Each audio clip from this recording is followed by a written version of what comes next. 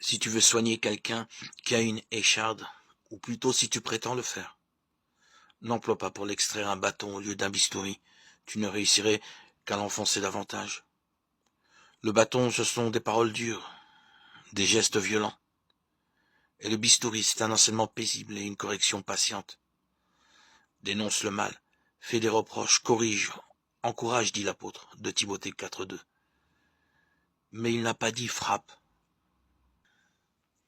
Le dicton populaire dit que les affronts sont le baquet où se lessivent les passions de l'âme. Les gens du monde, en effet, quand ils se vantent devant les autres d'avoir injurié quelqu'un en plein visage, disent « je l'ai bien mouché », ce qui est tout à fait vrai. Prions pour ne pas nous réjouir d'avoir outragé notre frère, et soyons animés de l'esprit d'amour.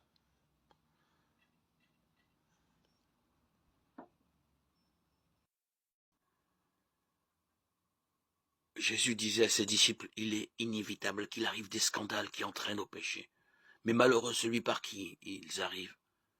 Si on lui attachait au cou une meule de moulin et qu'on le précipite à la mer, ce serait mieux pour lui que d'entraîner au péché un seul de ses petits. Tenez-vous sur vos gardes. Si ton frère a commis une faute contre toi, fais-lui de vifs reproches, et s'il se répand, pardonne-lui, même si 7 fois par jour il commet une faute contre toi, et que 7 fois de suite, il revienne à toi en disant « Je me répands », tu lui pardonneras. Luc 7, 1, 4. La plénitude de la loi est dans l'amour. Le peuple juif avait accepté la loi de Moïse avec les commandements comme norme suprême. Mais il semblerait que Jésus a d'autres vues différentes, cherchant la volonté du Père. Il n'acceptait pas certaines pratiques religieuses qui restaient conformes à la loi de telle sorte qu'on pouvait penser qu'il y avait une attitude critique à l'égard de l'Ancien Testament.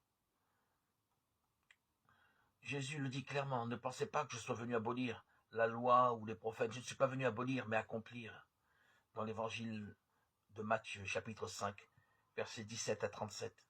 Nous avons là la clé que Jésus veut manifester à tous ceux qui l'écoutent, à commencer par ses disciples. La plénitude de la loi est dans l'amour à Dieu, qui est notre Père, et à notre prochain, que nous sommes tous.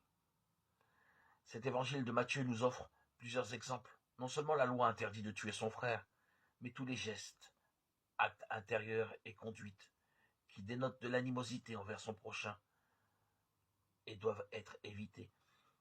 La clé de cet évangile de Matthieu est la référence à la réconciliation avec le frère. C'est Jésus qui nous le rappelle.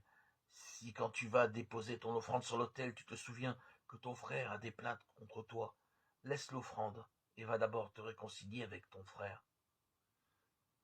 Dieu n'aime pas les prières ou les sacrifices de ceux qui ne se pardonnent pas du fond du cœur ou qui ont quelque chose contre leur frère. Celui qui ne pardonne pas son frère de tout son cœur ne peut pas non plus espérer être pardonné par Dieu. La parole de Dieu est exigeante pour nous tous qui voulons la suivre. Et ainsi, l'amour de Dieu n'est pas sincère s'il ne nous conduit pas à aimer notre prochain. Cette parole nous invite à vivre l'humble attitude de ceux qui veulent faire de leur vie un simple chemin de fidélité à l'amour du Christ et des frères, exprimé dans une obéissance par amour à la loi de Dieu.